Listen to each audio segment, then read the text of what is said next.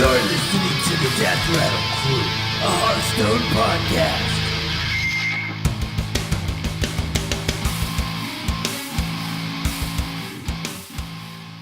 DRC, ladies and gentlemen. Welcome to the Death Rattle Crew. It is me, one of the two survivors, Mushu, with my partner in crime, young Bradford Lee. What's up, Mushu? Not much, buddy. As far as I'm aware, Jeremy is he's off doing trips around different parts of America, visiting the in-laws. And I don't know about you. I don't know if you've seen Meet the Parents with Ben Stiller. I have. I hate that movie. Yeah, same. But I that's what I imagine it's probably like. Like that sort of thing is happening to him. And then Mike was quite happy not to have to put up with a couple hours of my shit this week. So it's just you and I running this ship tonight. Yeah, well, this afternoon. Keep it afloat. Yeah, so or it's night for me. Don't worry. Well, it's pretty late. It's a 40-degree afternoon in my room where I turn off the fan to promote audio quality. So it's and when he says 40 degrees, he means in Fahrenheit 104 degrees. Yeah, 104 degrees as you playing at home. But so this week we've got a few things to talk about. We're going to talk about some recent or semi-recent tournaments, I guess. Now that it is the 28th of December or whatever day it is. Talking about some Hearthstone teams that have been doing some well, and then we have a topic of discussion brought to us by Bradley on Tavern Brawl and its accessibility to new players. So how are you, Mushu? What have you been up to, though, by the way? I have been smashing the family stuff. By that I mean I drove to a southern part of Perth next to the beach for Christmas Day and then drove back. But it's been good. It's been very, I guess, minimalist. I spent like $300 on presents and yeah. That's what. Okay. What about you? You sound like you've had a pretty elongated fun times because you missed a plane. I was going to do a bit about you missing your flight from the Bermuda Triangle because you tried to bring a coconut on the plane. And as we all know, two things that aren't allowed on planes from Bermuda are pictures you've taken while in the triangle and coconuts. Really? So that, I did not know this. Yeah, that was my bit on what you were up to. So what have you actually been doing? Well, I actually did miss my flight, but it wasn't because I was in the Bermuda Triangle. I was actually in a snowstorm. This story is ridiculous. So there's this like mountain pass that I had to go through to get to the airport. Well, it's not a mountain pass. It's like a valley-ish kind of thing that I have to go through, but it's a really steep grade. And my flight was at like 4 in the morning. It was actually, I didn't know it was, sorry, it was 5:21 in the morning is when it was. So I had to be there by like 4:30 at the latest. And the pass opened up at 3 a.m., right? And that was when they basically opened it back up after the snow came through. And I got there at like 3:30 and I could see the snow truck plowing the snow. Like, I mean, we had like 2 or 3 feet at this point coming up. And I drive this tiny little like box car, a Scion XB, for all those who know what that car is. It's a tiny little car, should not be on snow ever. And I see the snow plow going up the hill. So I'm like, oh, cool. I'll follow behind it on the way down. So I followed on the way down. And as I'm on my way down, because I'm changing like atmospheres, my nose starts bleeding from the pressure. So Jesus Christ. So I'm going like 25 miles per hour in a blizzard where I can't see anything. My nose is just like bleeding all over my clothing. And I finally get down to the bottom of the hill. And then I've realized it took me 30 minutes to get down this hill. Literally what would normally take me about 2 minutes to drive because I had to wait for the plow to come that was coming up the hill to come back and go back down the hill. It was going like 10 miles per hour down this hill. And so I was like, I had it in my low gear. I was basically like riding my brake just to not run into this guy the whole way. I finally got to the bottom. Then I got to the airport and they say they closed down like the check-in like 30 minutes prior to the flight taking off. And I was there about 45 minutes prior to the flight taking out, and there was no one there. Like, there were people there, but they were already checked in, and they were through, like, the gates. And then there was a group of people, myself and a couple other different people, who were waiting to get checked in, but there was no one to check us in. They had so much snow that the people that were checking people in had left the front counter, because it's a little tiny airport, and have gone to the runway and are doing their thing already. And so they basically said, we're not accepting anybody else on the plane. So I showed up on time after all of that. I walk in. I thought I was actually running late, which I was close to running late. Covered in like with blood on my like face. I come into the airport, and I go to the bathroom, clean up. I go back to the counter.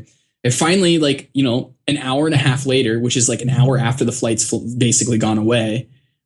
Finally, some attendant comes back in and starts helping everybody else who missed the flight in order to get onto the next flight. It was absolute bullshit. I was completely pissed off, to be honest. And luckily, though, there were multiple of us that didn't get on the flight, but I was lucky enough to call like their online helpline and or their phone, over the phone helpline. I'm sorry, and I caught the next ride before it filled, and not everybody made it onto the next flight. I was lucky enough to be intuitive enough to make the call prior to just waiting an hour for this attendant to come and put people onto the next flight. It was terrible. So then that happens, and then I ended up getting rerouted, and it took me an extra 10 hours before I got home. So what a trip that would have taken me 6 hours flying ended up taking me about 16. It was a very miserable day. So yeah, that's what I've been up to, and that's why I missed the podcast, and that's why we didn't podcast last night. Yeah, no, you're the glue that holds this podcast together. We heard you went there, and then we just like all bailed. But we might stop for a week for whatever reason that we're bitching out and missing planes and shit. But apparently the Hearthstone world doesn't stop. Just when I thought it might, just for Christmas and shit. But yeah, but it's been a big month for G2 Esports. For those of you playing at home, G2 Esports used to be Nilium, owned by the one and the only Kungan, who we were talking about just before. Apparently, there's a WoW TCG card of his in-game character Kungan the Thunderer, which is pretty fucking cool. That's awesome. Yeah. But RDU, we all know who RDU is, that little Romanian kid who couldn't go to BlizzCon last year because of something visa or something like that. But he has won the first Insomnia True Silver Championship. Now, for those of you who don't know, Insomnia is a very big LAN that occurs, I think it's usually in London. I know one of my mates went there as a TF2 player for Team Immunity last year. But yeah, it's a fucking massive LAN, and apparently it's becoming like a DreamHack sort of thing. Like there's going to be Insomnia events around Europe. I don't. That's just something I heard Nibs say on the cast when I was watching RDU crush Legendarian. So like, he beats Legendarian 3-1 in the finals with a series of awesome RNG throughout his run in the tournament. He was down 0-2 at one stage, and so he came all the way from the bottom back to win the tournament. But there is a game earlier on that wasn't in the finals where he had to get like Soulfire from Dark Peddler and a bunch of other crazy shit had to happen for him to win to get into the finals. So if you've got time and you're bored, go back and watch it. It's pretty fucking good. But the other thing that's really big for G2E or Gamers 2 Esports is they were sponsored by Full Tilt Poker this week. Well, this month rather. So Full Tilt Poker, that's you know a bit about Full Tilt Poker having wait, you used to play poker. Did you play online or did you play in person, live poker? I played both. Due to like laws in the United States, it was more desirable to play live. But before the laws changed, I actually played a lot of Full Tilt Poker, and then a lot of Poker Stars as well. But yeah, I definitely screwed by the the UIGA or whatever it is, the Unlawful Gamblers. Oh yeah, Unlawful Gamblers Act or something like that. And you guys are, I think that's what it was called. You guys are slowly winning the battle. State by state is changing. Well, you know what's funny about that? Today I was watching American football, and on the front thing of American football is stuff about DraftKings. And you can't use American money to use DraftKings, but it's like nationally televised and discussed in like what is generally the most watched sporting event in America. And yet it's illegal. Like, it's crazy. I don't know. Well, DraftKings isn't illegal. It's like a loophole they're exploiting. Well, sure. It definitely is a loophole. Yes. But yeah, anyway, back to the Full Tilt Poker and G2 Esports. So Full Tilt Poker used to be one of the biggest online poker sites, but then there's a whole series of shitstorm events that happened over sort of like a 5-8 year period, of which it led to online gambling being banned in America and lots of bad things happening. But we're in the post part of that. basically what happened is the company who is now the biggest owns like is responsible for like 80% of the world's online poker. I guess money movement is PokerStars, and PokerStars acquired Full Tilt Poker a couple of years ago. And basically, when Full Tilt Poker went arse up, they had all this outstanding player debt. Basically, there was a big problem with the way they ran their company. They used the player funds to do shit, and they went under. And so basically, they all owed people millions of dollars. And PokerStars bought all of Full Tilt's assets, and then progressively has paid out all the people who are owed money. Yeah, it was like $34 million, I think, that they had in debt when they acquired them. Something like that. It's crazy because I still have money that I probably should claim. It's not much, but it's like $20 in chips that I should probably be able. I could still claim from PokerStars. I know 80% of all the Full Tilt Poker customers who applied for their money back have got it back now, or it's much higher. It might be as high as 90%, but like the majority of people have gotten their money back. So. That's good because it was almost the opposite before. It was something like 10 or 20% that got their money back at first. I think they're working through people who either filled it out wrong or hadn't started or something. So yeah, they're working through the minority now. So they're getting pretty close to even Steven. But what this represents for like where esports is going is that PokerStars has picked up over this past 2 years with people like Jason Somerville. I don't know if you know who that is. Who is that? He's one of the most recent additions to PokerStars, I guess, famous. I think he's part of Team Online, which is their online poker professional team. But he does a series called I don't want to get this wrong. I'm going to say Run It Up or something like that. He was made poker on Twitch really big, and so PokerStars picked him up. And so they realized how big of a thing Twitch and poker can be. And so by getting into esports through Full Tilt Poker, which is the smaller brand, I think they're sort of testing the waters. They're dipping their toes in to see how it goes, because Full Tilt is a subsidiary company and is quite smaller now. Like they've had massive cutbacks this year. They've cut a lot of their more obscure games that aren't No Limit Texas Hold'em and Pot Limit Omaha. They used to have, I remember watching a 25 variant poker tournament with things like Irish poker. Oh yeah. So basically they get right down to the nitty gritty, all these different kind of rules, but you play. I know for a while they were playing Raz as well, which is an interesting one to have, but anyway, I diverge. Yeah. Basically they cut all those, like, I guess, less mainstream poker variants. So it's just like a more bread and butter kind of thing and just trying to run on the Full Tilt name.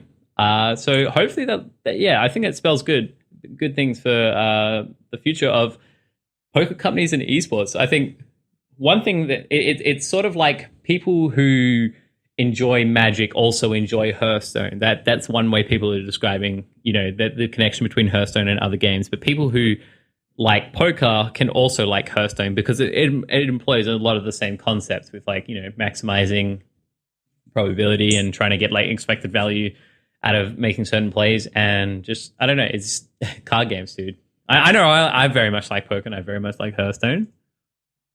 I think it's a really big deal. That's a big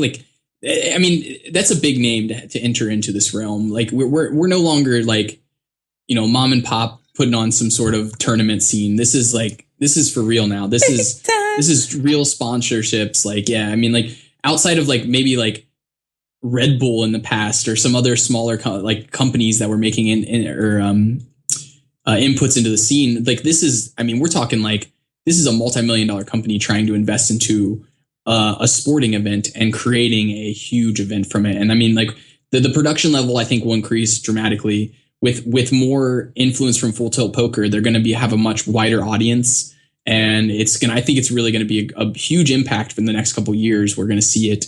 For how just esports in general is going to function.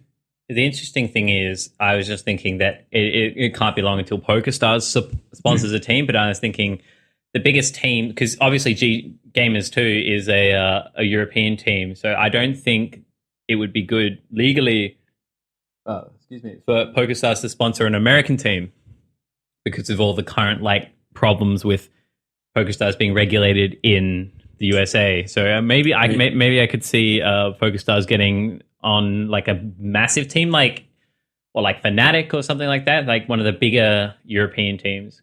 I'm pretty sure, yeah, Fnatic's a European team, surely. I don't know. I think so. Yeah, I'm not sure. Whenever I think Fnatic, I definitely do not think North America. I very much think European team. I'm like 85, 90% sure. Anyway. Do you think they pick like a Australasia kind of team or something like that? Like an Asian or Australia, New Zealand, that kind of area? Yeah, I can see. Well, maybe. But there's not that huge teams down, well, at least in Oceania, or Australia, New Zealand. There's not like huge teams. We had our League of Legends team nearly go to Worlds. They were one like series away from being one of those wildcard teams in the League of Legends last, but they weren't even a brand. They were their own team. They weren't because when you get to that stage, Riot just pays for anything, so there's no real reason to represent a company that doesn't really do a lot for you, that just got, like some headsets or something like that. You might as well go in it for yourself and try and make your own company, I guess. But yeah, good things to come, I think. It should be really good. And for those of you who don't know, man, I got to come up with new like segue lines or something. I've got like 3. Anyway, Gamers 2 is owned by Ocelot, who back in the day, a few years ago, was one of the really popular mid laners for SK Gaming, I want to say. Something like that. Yeah, he was in the LCS for a long time and has spent the past 2 years trying to get back into the LCS with various teams, of which Gamers 2 he started. And they obviously, him and Kungan worked something out, and they must have bought Nilium, which wouldn't have been cheap. But Ocelot has done like a fantastic job of marketing himself, because there was a year, I think it was 2013, where he supposedly made $1 million, which is fucking massive. And he wasn't like pretty good. Like a very small percentage of that would have actually been from League of Legends like wins in tournaments and shit. It would have been like predominantly just advertising revenue and like merchandising, that sort of thing. Well, and not only that, but I mean, League of Legends players don't make very much from their competitive play at all. Well, not even that. Not only do they not make much from their competitive play, they don't make much from advertising because Riot owns everything. And that's where the difference comes between, say, a League of Legends player and like a Dota player. Dota players, Valve stays out of it more or less. They're very free to do their own endorsement deals and such. And thus, so there's a lot more, I guess, opportunities to run or to try and get money in other games such as obviously Dota and Counter-Strike Go. And that's why Dota players are generally the more rich players, because they're able to operate freely on their own. But I think, it's like lots of pros and cons, but definitely the money. I think because your career in esports is only like 5-6 years maybe, unless you're like Strive Pro or something where you made a pretty good run at being a pro in StarCraft and then have transitioned to Hearthstone. Something like that where you managed to get across. And same thing with people like Forsen, where you made a run at it one game and then transitioned to a game that's I'd say Hearthstone has a much longer, I guess, professional level, because I would I think your shelf life in a card game is going to be greater because it's not reactive time, like you don't have to be a 13-year-old Korean boy to play Hearthstone, but if you're playing StarCraft, you're going to want to get that APM going. Yeah, exactly. Yeah, that's the thing. And I think Hearthstone's one of those things where it only gets better with experience. Like, while you might not be as fast, but if you have like played out all these scenarios before and know what to do, then Hearthstone's just sort of like very point and click to almost, because if you know the odds, you can make the most mathematically informed play. Yeah, exactly. But yeah. So moving on to the World Cyber Arena 2015, we can cut all the way to the end and inform you that Firebat lost in the grand finals. And so good. I'm glad. I mean, I'm not glad that Firebat lost necessarily, but I'm glad that a smaller name picked up the win there. Well, yeah, the fact that Firebat is, even though I'm pretty sure this tournament there were qualifier spots, but also most of these people were invited. But the fact that he can still like do so well, Firebat, he's a pretty good player, I hear, from time to time. Even though he lost 4-1 in the finals, that would have been that was one thing that was happened in the True Insomnia True Silver Championship with IDU. He won 3-1, and Dawn, who beat Firebat won 4-1, that would just be like the most anticlimactic final. It's just like, yay, I won. It's not like it went like 2-2 and went to the 5th game, or went 3-3 and went to the 7th game. It's just like, no, it's done. I think, I don't know if that's like a function of the formats, or if it's just sort of like we saw that fallout of games. Like if you played the series over and over again, would it? I imagine it would tighten up, because obviously you'd know what each other's decks were, and there'd be less of an effective RNG over if you played the same series 3 or 4 times, I suppose. Yeah. I didn't actually watch the Cyber Arena this year, World Cyber Arena. Do you know if they had, were they playing like Conquest style with a ban, or do you happen to know? I do not. But if it was, it obviously wasn't traditional Conquest, because there was best of 7. Right. So yeah. They had a ban. But the fact is, Firebat, although he went 4-1 in the finals, he went through players such as Kalento, Nightwalk, and Aaron. But the thing about this is he cut it pretty close to the vest. He was 3-2 in all of his series, and then finally got bested in the last one. But he picked up 400,000 yuans, Chinese yuans, sure, Chinese dollars, 400k Chinese, which translates to 62,000 USD for his efforts. And then Dawn, this kid, he fucking crushed everybody, like all the way through. These just 700k yuan or 109k USD for his efforts, and that was the World Cyber Arena for 2015, the last big event for the year. Because now we're sort of in that end of December lull, as we're all trying to grind for those legend points. How are you doing? I saw you're in the top. You're in top 1,000, aren't you? Yeah. Yeah, I was doing really, really well tonight. All the way, I was up to about almost top 100, and then I went on like a 6-game losing streak, and kind of petered a little bit. But I've been sitting in the top 300 for pretty much the last week and a half or so, and trying to make top 100 before the end of the season, basically. How about you? Well, hang on. I think the question is, everyone has on their mind is, what have you been playing, and how can I get there? Is the question. Well, okay, so I've been playing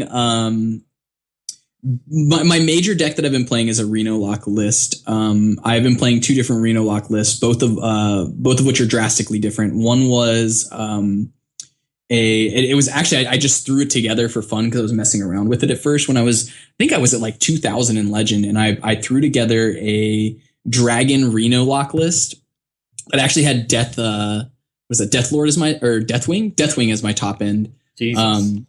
Yeah, and this was a time frame. This is slightly different than what I'm currently seeing on ladder, because this was like about 6 or 7 days ago. I was seeing a lot of Druid on the top tier of the ladder, anywhere from like rank 1,000 in Legend to rank 1 in Legend. There was just, it seemed like every other matchup was a Druid player, and so it may seem odd to have Deathwing. But the strategy I was trying to employ was that instead of having like a combo finish or the Stalag, the Thaddeus combo, or what is the other guy's? Stalag and Fugen. Fugen, yes, thanks. Stalag and Fugen to get Thaddeus. Instead of having that kind of a build, I was going with a heavy taunt build. So I was able to have Twilight Guardian, Sun Fury Protector, Defender of Argus, I even had Chill Maul in the build just to give me more board clears as well as taunters. And so the idea was that I was actually not trying to beat the Druid player. I was actually just trying to constantly clear the Druid player until finally I got to a point where we're both down to 2 cards, and I know that the only 2 cards they have left are their combo, and I have Deathwing. And so my strategy then is wait for them to unload to the board, and then I just slam Deathwing.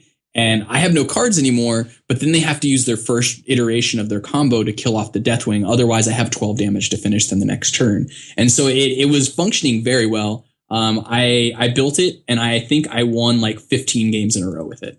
Didn't lose a single game for 15 games. In fact, maybe the best game in the entire, I have to say this game because it's hilarious. Maybe the best game in the entire set was, I was playing against Priest. I think it was against Fibonacci, actually. It was a pretty well-known player. Wasn't playing. I kind of feel wasn't bad. Fibonacci, sorry. It wasn't because it wasn't warrior. Is that what you say? Yeah, just if it's not control warrior, it's probably not Fibonacci or the. Oh, Fibonacci. okay. It's the fake Fibonacci. Yep. But yeah. So anyway, he had Deathlord out, and I aggressively used like a power overwhelming and an abusive sergeant in order to send, I think, my dark peddler into his 2/8, and I killed his 2/8, and I got a Deathwing off from it. Needless to say, the game ended the next turn, basically, because I just domed him for 12 and then domed him for 12, and it was so over. It was awesome. And that particular build had struggled against Priest as well. So that it was kind of funny because when I queued up against Priest, I was like, oh no, this particular build's not good against Priest. It doesn't have a combo finish. It doesn't have Alexstrasza in order to lower their life total very easily. All I have is this Deathwing, and it's going to be really sketchy because then they'll just kill it. And sure enough, oh, here, I just get a Deathwing on turn 3. I'll take a 12/12. That's it nice. was awesome. It's pretty good.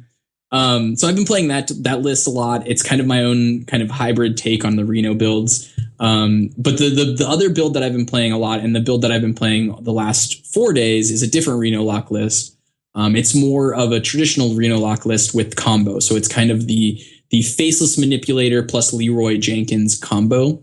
The Wombo combo in the deck is you cast Emperor Thuresin with a number of cards in your hand. The cards would be Leroy Jenkins, Emperor Thuresin, Abusive Sergeant, Power Overwhelming, and either Bran Bronzebeard or Arcane Golem if you're running Arcane Golem. And then when you have those combination of cards, you can, for 10 mana, hit your opponent for 28 damage in one turn if you have a clear board, or if you can get through to their face, that is. Because everything reduced in cost allows you to basically cast the Abusive Sergeant, the Power Overwhelming for free on the Leroy Jenkins. And then if you have the Bran Bronzebeard, you play the Leroy, then you play the Bran, and then you play the Abusive. So the Abusive Sergeant effectively does this +4, and then you go Power Overwhelming, giving it +4 again, and putting it to a 14. And then you copy it with not Power Overwhelming, with what's the clone? I can't think of his name right now. Faceless Manipulator. Faceless Manipulator. Thank you. Then you copy with Faceless Manipulator, and they're both hitting for a bunch of damage, and you basically dome them for 28. Just wrecks the face because they each are hit for 14. So that's like the Wombo combo, and that's what a lot of builds have been running as their finisher. But I modified the deck a little bit to include Alexstrasza. I actually cut the Ironbeak Owl that a lot of lists have been running, and I picked up an Arcane Golem as well. So I have a little less play against taunt effects, but with the Alexstrasza, I really shored up the Control Warrior matchups and the Priest matchups. I no longer have to try and dome my Priest opponents for 28 and try and finish them in one turn. I can now get them over a period of turns and use the Alexstrasza in order to set up a combo finish, which is really, really powerful and has been incredibly good for me. And I'm really impressed by it. I actually played against VLPS, who's a streamer as well. And then he started queuing Alexstrasza. And then next thing I knew, a bunch of people were playing basically the same list I was playing with Ironbeak Owl instead of Arcane Golem plus the Alexstrasza. Because, when someone streams it, everybody else hops on it generally. So for a minute there, people were playing a very similar list to what I was playing. But yeah, I've had complete success with the list. I'm putting in after about 300 games with the list now, I'm putting in just about 60%, maybe just under 60%, probably close to about 59.55% or something like that win percentage, which isn't quite good enough to get rank 1 if you ask me. I think you need to be closer to 62 to 63% win percentage with the decks that you're playing, but it's good enough to put you in the top 100 if you play consistently. And so I think I'm going to stick with that deck and try and make top 100 with it. I think 60 is top 100 material, but I was watching Dog stream the other day, and he was saying, talking about his deck that only had like a 70% win percentage, and he's like saying how it's not good enough, and I was like, what the fuck? All right, so maybe that's madness. If 70% would definitely put you in top 100. Yeah, no, I think he's gunning for top 1, just like the top spot. Oh, for top spot, yeah, I'd say top spot you'd have to be above 65% win percentage, and it's not because. It's not because it's necessarily that you need to be there. It's that when you queue up, sometimes you're going to queue up against a rank 2 player, or sometimes you're going to queue up against somebody who's got a ranking of like 2,300 plus, you know? And when that happens, then you lose one game. That loss sets you back so far that then you have to win 2 or 3 games just to get yourself back up to the point where you were at previous. And for that reason, that's why you have to have such a high win percentage. It's just the nature of the ELO or of the MMR system that they use there. So yeah. That'd be fucking brutal, basically.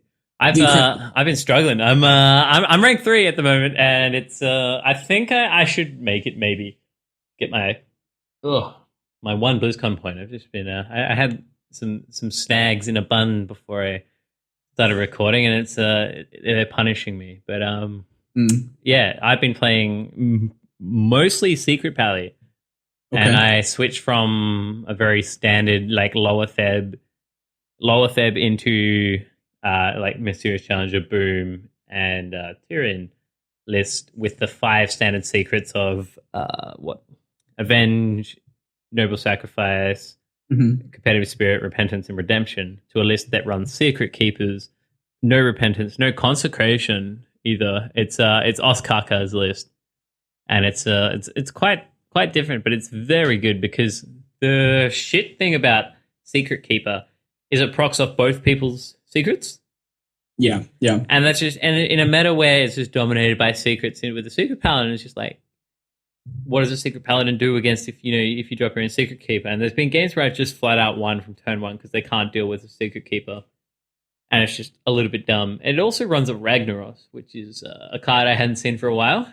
Oh, that's funny. I got crushed by a secret in list that played Ragnaros today. Yeah, it must be the same list. It's probably definitely the same list because it kind of works. Like it took me a while to figure out the reasoning behind why there's no consecration. You just don't fucking need it because you have such a pretty good early game if you get some of your 2 drops, like, you know, your Shielded Mini Bot or your Haunted Creeper, and then it focuses very hard on like having a lot of 4 drops. Like you have 2 Shredders, 2 Blessings of Kings, you have a Keeper of Alderman, you have a True Silver champion, and just smash out the middle game, like the early middle game, and hopefully curve out with a nice challenger. And then you've got like having Rag in there gives you that extra threat. I sometimes found that playing the other list, like they could get through your Boom and your Tyrion, and then you just be sort of like naked and just done. But Ragnaros gives you that little bit extra fuel where you can just sort of swing for 8 in the face, and you really do need the face damage, which is the interesting thing. Repentance gone. There's no Iron Beak in there either, which has been a little bit taxing sometimes, but having no Repentance is kind of not bad, but it's different. It's a little bit of an adjustment. But it's definitely, it feels better. Like my other list was much older Paladin list. But this one's doing all right. I've been struggling. I played, let me just click it up here. I have played a shit ton of games this season. I found that in the top seats, top 500 rankings or so, I haven't really seen much Secret in, but that list that you're listing with Secret Keeper has been more prominent than any of the other lists. I think right now we're seeing that Secret Keeper is really, I mean, it feels a lot like Undertaker. Undertaker, yeah. It feels a lot like Undertaker when it goes off. And for that reason, I think that's the most optimal list, it feels like, for playing right now. Because there's that chance that you just win on turn 1 because they can't do anything, and you get a slew of secrets in, and they either fuck up and play a secret, or they have nothing to do but play a secret. Right, and that may only be 1 in every 20 games, but that's still 1 extra game that you're winning, and that really increases your win percentage in the long term. Yeah. So I played 373 games this season. Jeez. And that's more than I think I've played. That is terrifying. Wait. Oh, wait. You don't have your shit there, do you? I can pull it up. I think I'm close to that exact amount. Dude, I've been grinding like a motherfucker. I had so much trouble in the earlier weeks of the season. I think I'm going to go with... This has been a tough season, man. Yeah, it's been... I easily say it's been the hardest. I saw someone streaming Legend the other day, and they were playing low-end Legend, but they were playing against someone who was ranked 5,148. And that is ridiculous. There being 5,000 Legend players. Jesus. That's insane. Well, I mean, when there's an incentive, there's more people playing, you know. It's not just like an incentive. It's a very common, massive and accessible incentive, because obviously prior the incentive was top 100, and that's very hard to do. Anyone can get legend. Anyone can just grind the games out of 54% win ratio or win percentage and get there eventually. That's my plan. Is I think I have I'm 203 to 170, which equates to 54.4% win rate. So right now I've played 325 games with the Reno lock list that I'm playing with. Now, granted, like a couple of those games I had switched decks but not actually changed my deck tracker, so it ticked up at the board. But right now it says I have a 58% win condition or win percentage, but that's because I just went on a losing streak. But I've been averaging about 60%. So yeah, 325 games with the list. So you played less games than me.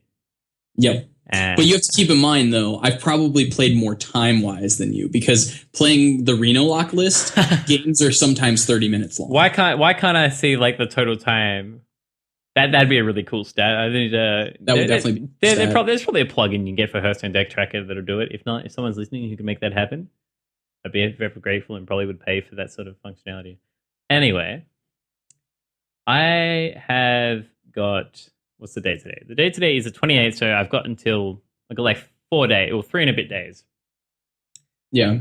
To get into Legend, because I've the dream of a top 100 has definitely died in my brain, but unless I got it tonight or something. I think if you were to get to Legend tonight, then maybe you could get there. But yeah, I mean, at this point, it's a grind to even try and stay in top 1,000 or so, because the numbers just constantly shifting. I'm just making sure that I'm playing a couple hours every single day in order to keep myself in the top 300 every single day until the last day or the second to last day. Yeah. All right. So I think that's enough for I've been playing a tempo mage. One of my mates who's Legend currently gave me his list, and I've been smashed a bit of tempo mage just because I was having so many. I find that what you end up playing is sometimes what was beating what you were playing before. So I was playing Secret Paladin, and I was getting wrecked by some tempo mages, and I was like, man, I want to play some tempo mage. And now I'm playing tempo mage because it seems better. It's not too bad. I only got like 6 games in before I took up on a trek to go buy a pre-owned game from EB that's an hour away from me. But after we record, it's more grinding. But that brings us to the topic of the week, the discussion point that Bradley only just made himself aware of, Tavern Brawl and its accessibility for new players. So would you like to speak your piece, Bradley? What do you want to talk about? I want to get on my soapbox right now. This is insane to me. I didn't know this. I only realized this. Okay, so the Tavern Brawl last week gave everybody a card back, which was kind of a cool incentive rather than just getting a pack like it had previously given people. It was like a Christmas ornament with candy canes kind of looking one. It was really neat. Cool card back. And I thought to myself, I'm going to get it on all of my accounts. I have not messed with the Asia account at all yet. Like my Asia account, I have played almost none at all. And so I get on my Asia account and I'm like, sweet, let's queue in Tavern Brawl. I can't get on Tavern Brawl.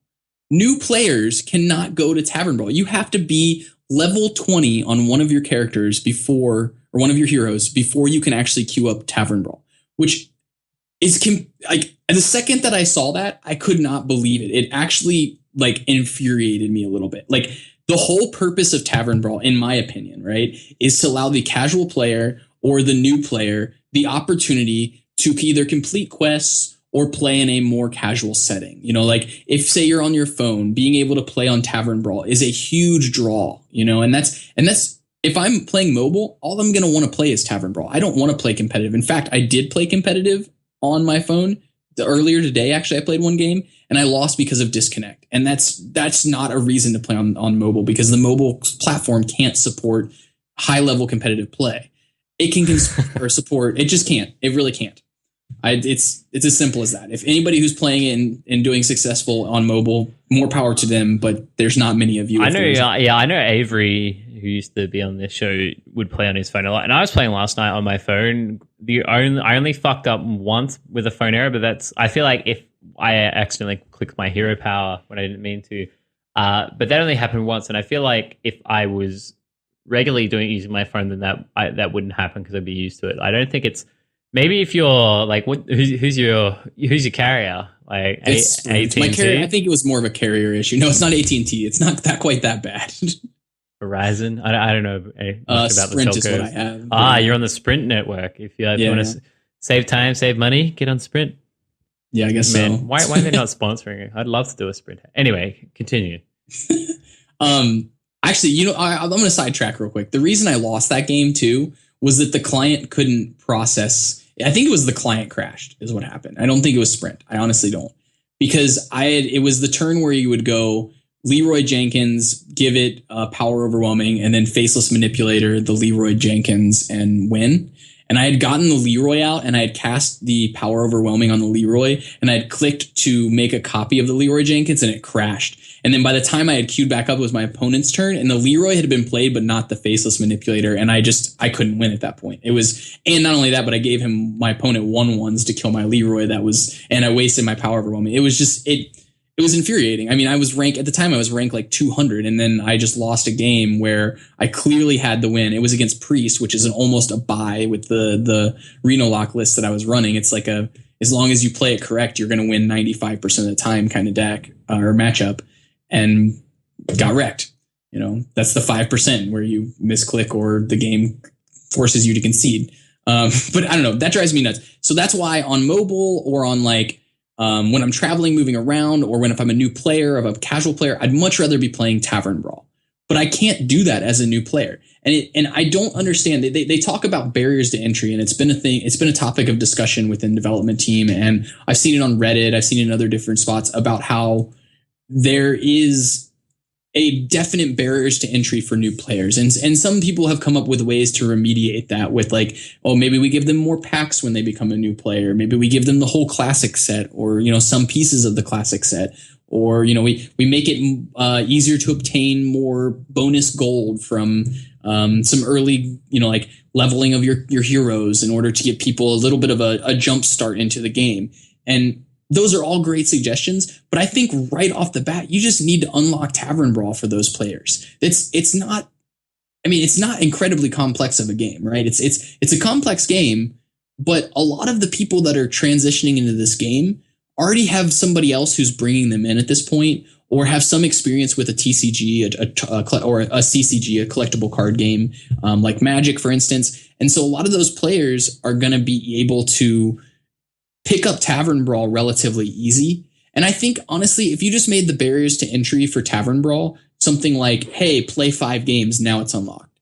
At that point, people have gotten enough games in that they can jump into Tavern Brawl and at least have fun with, randomonium. It's not like there's any skill cap to a randomonium or random, Tavern Brawl. It's something that should be available to every single player. And it's just shocking to me that wasn't it. And I was so shocked to not know that. And the fact that wasn't already a topic of discussion within the community. And I don't know. What do you think about that, Musho? I am of the mindset that I knew when you brought this up, I was like, oh man, did you know that? It's been like that for a while. Cause I remember when Tavern Brawl came out and you could get a pack. I was like, oh man, I can start feeding my EU account. I logged over and I was like, oh shit, I can't play. I don't have any level 20s. But I think that's level 20 is probably a good spot to put it at, because like what you said with Magic the Gathering players coming over, that's not all of them who are new players and coming over and playing the game. While the game is definitely very simple to pick up, you don't have all the basic cards before level 10. So if you enter into a game where into a brawl week where you need to build a deck, you're just going to get fucking crushed if you don't have at least the basic cards for one of the classes. And sure, I think it's where Blizzard has determined the minimum, I guess, experience required. That when you go to do your driver's license in Australia, you need to do 25 hours before you do your practical test and 25 after. And so that's the minimum amount of experience required. And so Blizzard has somehow through their testing or whatever have determined that level 20 is the minimum amount of experience required. You only need to do it with one class. And I think that's not too bad, because anyone who's playing this game a lot, you generally, I know when I started playing, I stuck to the same class. I played mage to shit ton. And I think that it's reasonable to assume that a decent amount of new players will probably do that. They'll stick to one class, most likely mage, because it's the class you did the tutorial with. And so it doesn't take that long to get to level 20, I don't think, if you're playing like arenas and casual mode or like some sort of ladder. I just don't think level 20 is that far. And I think by being level 20, you get a certain level of quality assurance of people playing, because some of the Tavern Brawl ideas require a little bit more knowledge about the game, trying to infer what'll be good. And I don't think you have that base knowledge going into the game, knowing about what is good. If you're not level 20 with at least one class, I think it means you haven't spent enough time on the game. And yeah, I think that it's fine. It didn't really bother me. I can see why it would annoy anyone with an alt who is just playing a free-to-play alt, where it's like, oh man, this way to get free stuff. And I think that's why it is. So you have to engage with your alt or your other account more so than just being like, log over, do a brawl, unlock a pack, disenchant it, build more of that cookie cutter deck you wanted to make, and go back to your main account. I think it's a way of engaging you further. I mean, I guess I can see that. I guess maybe my thought process when I first came into this and was kind of mad at the idea of that was that I was only level 10 on my Asia account, and I think it was like a mage deck or a paladin deck that it was a paladin deck that I was level 10, and so I was like, oh, I'll queue up some level 25 games and just level up slowly. And the first deck I queued up against was Secret Inn at level 25, like almost the pure Secret Inn list. I'm like, really? And then I queued up against like a Tempo Mage after that, and then a Mill Rogue, weirdly enough, and some other deck. And they were all pretty much built decks. Like they had built the full deck. And here I am, I've got like I think a Ragnaros on my account, and I'm playing like evil hecklers and stuff. I'm just trying to at least get a win. And so it was just really hard to even get to level 20, it felt like, for me. I mean, granted, I could have played against like the solo games and just played by myself and try and grind that way. But it's even that's just like, it felt like it was, I don't know, it didn't feel, I'm sure it's fun to new players in order to grind that way. And that might be a reason that I feel this way a little bit more, because it was an alternative account that I first noticed this on. You've already done this before, sort of thing. I think that's a good point. That right. It's probably less fun for you because you've already done it on more than one class. You don't have to do it you only have to do it on one class. That's the other thing. You don't have to. It's not like if you get to level 20 on Rogue, you're not going to be able to build a Hunter deck in Tavern Brawl. Sure. I don't know. I feel like the Tavern Brawl is meant to be for newer players and casual players, and that's why it seems shocking to me that that's the level that they've capped, that they've set.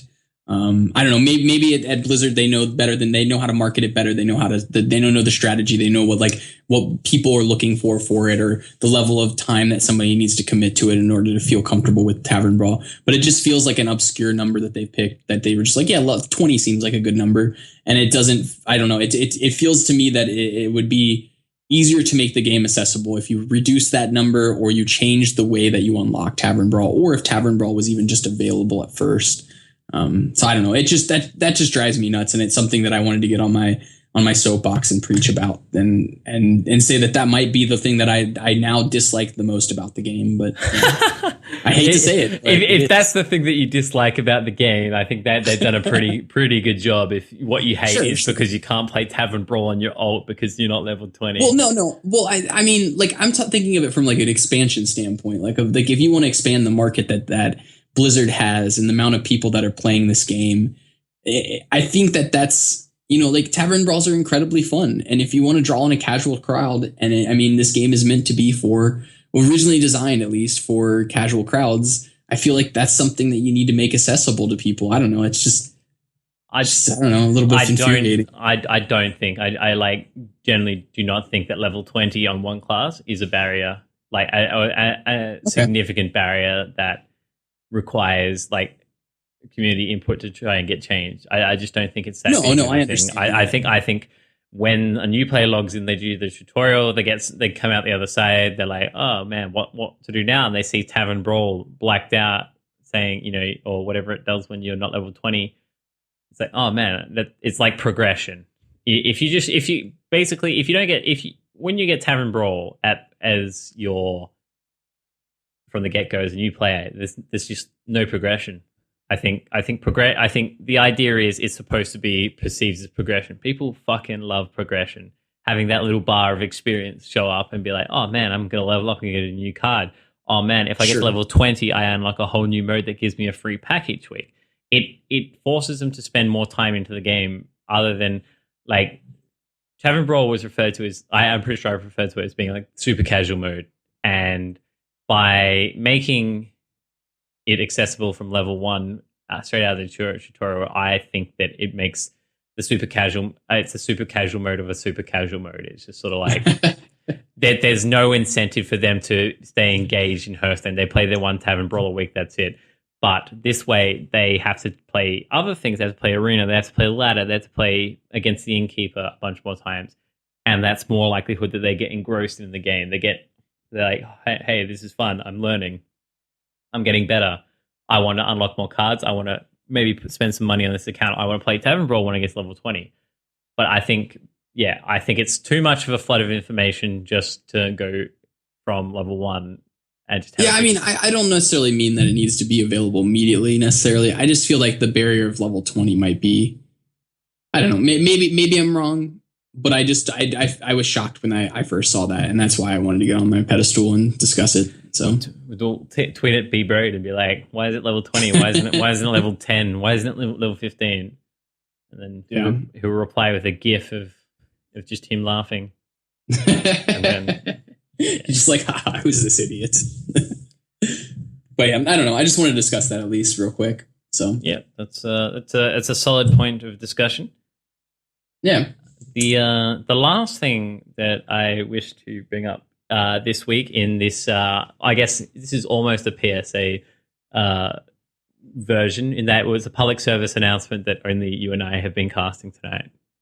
Yeah. Anyway, I was interested in doing a DRC end of year survey for the listeners out there. For those of you who have subscribed to the RSS feed and download it each week, we cannot collect statistics from iTunes as to the listening habits, but we collect download habits. So if you're downloading it and still listening, and you're listening to me talk right now, I intend to put up a survey. I'm thinking like about 10 questions, nothing too quick, nothing too like massive, but there'll be some like points to make it open-ended where you can leave like a comment and things in your ideas, rather than just be like, did we sort of do it? Did we really do it? Did we do exceptionally well at it? Did you not like it, sort of thing? Because I think having the people who are going to take the time to fill out the survey will probably also have opinions. And so if you would like Jeremy to be voted off the island, then write that in there. If you think Bradford Lee needs a different hair color, whatever. If you think my accent is cool or sucks, let us know. No, don't. That'd break me. But yeah, I think going forward, we were talking about this slightly beforehand. We would like to make this podcast better. We're striving for excellency here, Bradley. And in order to do that, New Year's resolution. We need feedback, and we need feedback from you, the listener, to tell us what you like, what you don't like, and what you think would make this podcast better. We're forever striving towards that. I think there's been. I know I've been throwing out the podcast to a couple of my friends, and they've had some mixed things to say. If you have something to say about the podcast, either email us at deathrattercrew.com, or you can tweet at me at MushuMan. I achieved the legendary feat, Bradley. All three of my social media links. Oh yeah, are you the mentioned same. this. Yeah. It was a proud moment for me. What do you think about this idea of a survey? And we really do appreciate those kind of inputs, because we're getting to the point now where we're trying to move the podcast towards something that's going to be grand. Not necessarily. We've gotten, we've got our sea legs established. We're well rooted at this point. We're ready to move in and really make this into a much better podcast. And really that we want the audience to be able to enjoy it to the level that we currently enjoy it. We really enjoy doing this, and we want to make sure that everybody's getting the most they can potentially get out of it. And that's why I think it's really important for us to have something like this. And since one of our New Year's resolutions is to really just grow the podcast and keep expanding into new directions and make it a much better, much more professional, stronger podcast, and being able to become, the number one Hearthstone podcast eventually. And the way we do that is we need you guys, we need your input. And without you guys, without every single one of our listeners, we're unable to do that. And that's why it's incredibly important for us to be able to get a little bit of feedback from this survey. And we really hope that you guys are able to help us out with that. We really appreciate it. I listened to the show last week, and the audio quality was it was fine for like the first 20 minutes, and then some sort of weird layering thing happened, and it was quite. Yeah, and that was an obscure circumstance, but that's something that that's the growing pains that we've been trying to work out through, especially since we've been moving over to doing live podcast on Twitch. And so, with more media running on different people's computers and having more demand on the computers that are recording the actual podcast, it ended up being some sort of hiccup that happened along the way. And we ended up solving it along the way. Somewhere in the middle, we actually, there was a chat. Mushu, you weren't there, but we had a quick chat during in the Skype call. We were like, hey, something's going on. I was noting it and stuff, and we eventually solved it. And by changing headsets, and people were changing things around dramatically. People in the Twitch chat were helping us out and trying to make things happen. But those kind of audio issues are things. Those are the growing pains that we're gonna have to get through the next couple weeks or so. And as we get there and we get to the new year, we're trying to get once we get all that hammered out, and we're almost there. Once all that's perfect, then we can start moving ourselves towards just growing the podcast, having a better layout, having better info, having better, these surveys are going to help us potentially get more constructive criticism about where we can move and what directions are good for us and what's good for the viewing audience already. Because, this core viewing audience that we currently have, those are the people that I expect 2-3 years down the road to, if we're ever sitting at some panel at some, at BlizzCon or something, if that ever happens, those are the people that I expect to be sitting in the crowd talking with us at that moment, because those are the people that have been with us since the start and have helped us grow the cast into what it's going to become. So, yeah. I make comments about the audio quality last week, and we're recording this on the fly. It could be even worse. Was it Jeremy's headset that was fucking up? No, I think it was somebody. It was one of the guys from Coin Concede had. I'm really not sure what it was, but it was just like a quick audio glitch that happened between there. It was really strange. And it was odd. It was very odd. And it was definitely something computer based. And we were really unsure. After the podcast, we all discussed it, and we none of us could pinpoint what really happened. But it eventually got solved, and it wasn't one of those things where we could nail it down and say this was the issue. Now we know next time. It was one of those things where it's like, okay, we know this happened. Next time it happens, let's monitor it, and we can know if this ever happens again. And that way we can nail it the next time. But it was definitely very obscure. I've never seen anything like that before. So, well, I think the thing about live podcasting is it doesn't matter what happens in the live podcast, because you can just edit it out if you want to for the RSS feed. And that was one thing. So if you got partway through last week's cast like I did and got to the point where it's like, I can't fucking listen to this anymore, Mike's version that he uploaded to YouTube is fine. Because I remember skipping through. I was like, man, is my phone broken or something? Or what's going on here? And I just assumed that whatever got put on the RSS wasn't having a great time. So yeah. Yeah, I don't know. It was an obscure thing, but it happens, and those are the growing pains that we're going through. So yes, growing pains indeed. Is anything else on your mind, Bradley, before we wrap up this bitch? I don't know. I'm pretty sure I'm excited for the new year. I don't know. Nothing. Any other resolutions? For the new year, I'm going to be, me personally, I'm working on a YouTube channel, and one of my big resolutions is to make a video post almost every day, if not every day, for the new year. I'm going to start hopping on that and doing it aggressively moving forward. So aggressive YouTube content. Is that what you're telling me? Yes, aggressive YouTube content. And I think that'll help promote both the podcast as well as my stream and the YouTube as well. So yeah, I'm excited to jump head first into that. So yeah, how about you? to assist you in. I have one major one at the moment. I'm going to start my Christmas shopping on November 1st in 2016. So I'm not getting fucked around. Like I was out until like Christmas Eve, like not nighttime, but like afternoon. It was fucking hectic, and the amount of stuff that like wasn't available because I waited so long. I think if I start on November 1st, I should be able to just order everything online. But it should be good. That's all I've come up with thus far. So where can people find you, Bradley? Sell yourself. Dive headfirst into this podcast and tell me where I can find you if I need more Bradley related things. Well, in the near future, you can find me on YouTube. But for now, you can find me on Twitch at twitch.tv/BradfordLee. You can also find me on Twitter at BradfordLeeHS. And those are the two major medians right now. As I move more into YouTube, those will be in the next year. We'll be talking about that more. But for now, twitch.tv/BradfordLee is generally the best way to find me. And I stream there almost every day. Every day but Friday, I'm actually streaming now. So, no. So go check that young boy out. He's got a rocking chair. So that's all you need to know is rocking chair and her. Pretty much rocks. Dude, I achieved the what legendary. about you, man? I achieved the legendary feat of getting all three of my all my things the same. So anywhere that you use social media, particularly Twitter, Twitch, YouTube, even Instagram, I am at Mushaman. So I'm relatively easy to find. I haven't streamed in a long, long time, but I don't know. It's always in the back of my mind. But yeah, it's certainly a grind to be a streamer.